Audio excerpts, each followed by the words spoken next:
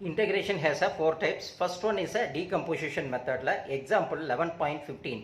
Integrate the following with respect to x. First one 1 minus x cube the whole square. Second one x square minus x plus 1 by x square அப்படின்னு கொடுத்துருக்காங்க. இப்போ நம்மளுக்கு என்ன கொடுத்துருக்காங்க? First one integrate the following. இன்டெகிரேட்னு சொல்லும்போது இங்கே integrate ஏதாவது கொடுத்துருக்காங்களா? எதுவுமே கொடுக்கல. அப்போ நம்ம அது இன்டெகிரேஷன் சிம்பிளை தூக்கி போட்டுக்கிட்டு 1 மைனஸ் எக்ஸ் கியூப் த ஹோல் ஸ்கொயர் இன்டூ டிஎக்ஸ், இந்த இன்டெகிரேஷன் சிம்பிளை போட்டுக்கணும், இந்த டிஎக்ஸை போட்டுக்கணும், கொடுத்துருக்கிற சம்ம தூக்கி அதில் போட்டால் தான் அதை இன்டெகிரேஷன் பண்ண போகிறோன்றது நம்மளுக்கு ஒரு இண்டிகேஷன். அடுத்தது நம்ம என்ன செய்யணும்? இதை சிம்பிளிஃபை பண்ணி எடுக்கணும். அது எப்படி இருக்குது? A minus B the whole square, அது A square minus 2ab plus B square, அந்த ஃபார்முலா வச்சு நம்ம இதை சிம்பிளிஃபை பண்ணலாம். அப்போது ஏ ஸ்கொயர், ஏக்கு பதிலாக அந்த இடத்துல 1 square minus 2 into A into பிக்கு பதில் அந்த இருக்க எக்ஸ் கியூப் இருக்குது ப்ளஸ் பிக்கு பதில் எக்ஸ் கியூப் த ஹோல் ஸ்கொயர் இன்டூ டிஎக்ஸ் அப்படின்றத நம்ம எழுதிக்கிறோம். இன்டெகிரேஷன் நம்ம போட்டுக்கிறோம்.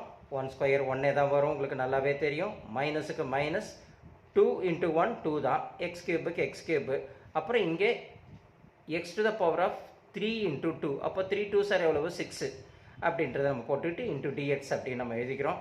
இதுக்கப்புறம் நம்ம என்ன பண்ணுறோம்? தனித்தனியாக இன்டெகிரேஷன் நம்ம எழுதுகிறோம். இன்டெகிரேஷன் ஆஃப் 1 இன்டூ டிஎக்ஸ்ன்னு எழுதுகிறோம், minus integration of 2x cube into டிஎக்ஸ்ன்னு எழுதுகிறோம், plus integration of X to the power of 6 into DX அப்படின்னு நம்ம எடுத்து எழுதுகிறோம். இப்படி ஸ்ப்ளிட் பண்ணி தனித்தனியாக எழுதி அதுக்கப்புறம் நம்ம இன்டெகிரேஷன் பண்ண போகிறோம். Integration of dx equal to நம்மளுக்கு என்ன தெரியும்? ஆல்ரெடி எக்ஸ் ப்ளஸ் சி அப்படின்றது நம்மளுக்கு வரும் இல்லைங்களா?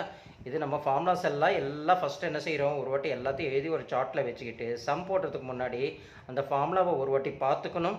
தெரியலன்னா 4-5 வாட்டி பார்க்க அது அப்படியே பை ஹார்ட்டாக நம்மளுக்கு மெமரைஸ் ஆகிடும். புரியுதுங்களா? அப்போ integration of dx equal to x plus c அப்படின்ற அந்த ஃபார்முலா. அப்போ இன்டெகிரேஷன் ஆஃப் டிஎக்ஸுக்கு பதில் நம்ம என்ன எக்ஸ்ன்னு நம்மளுக்கு கிடச்சிருச்சு. அப்போ இங்கே 2 இன்டெகிரேஷன் ஆஃப் 2x கியூப் இருக்குது. 2 வந்து கான்ஸ்டண்ட்டாக இருக்குன்னு நம்மளுக்கு தெரியும். அந்த கான்ஸ்டன்ட் இதுக்கு வெளியில் கொண்டு வந்துடுறோம். Integration of X cube into டிஎக்ஸ்ன்னு எழுதிக்கிறோம்.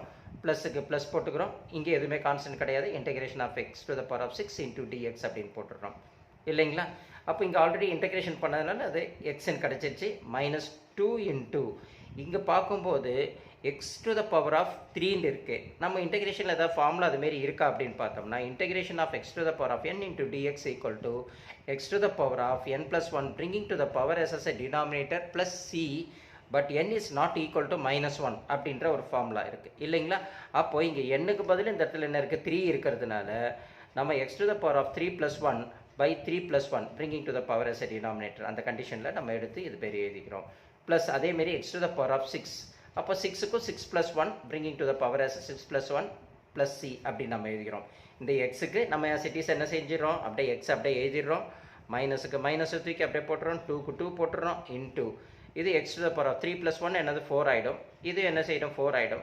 இந்த 4ஆல் இது 2 டைம்ஸும் இந்த 2ஆல் இது 1 டைமும் நம்ம சிம்பிளிஃபை பண்ணிவிட்டு ப்ளஸ் அடுத்தது x to the power of இது என்ன ஆகிடும்? 6 + 1 7 ஆகிடும். பை 7 + c அப்படின்னு நம்ம போட்டுறோம். அப்போ எக்ஸுக்கு எக்ஸ் ஆகிடும், மைனஸுக்கு மைனஸ் ஆகிடும். இங்கே 1 into x to the power of 4 4.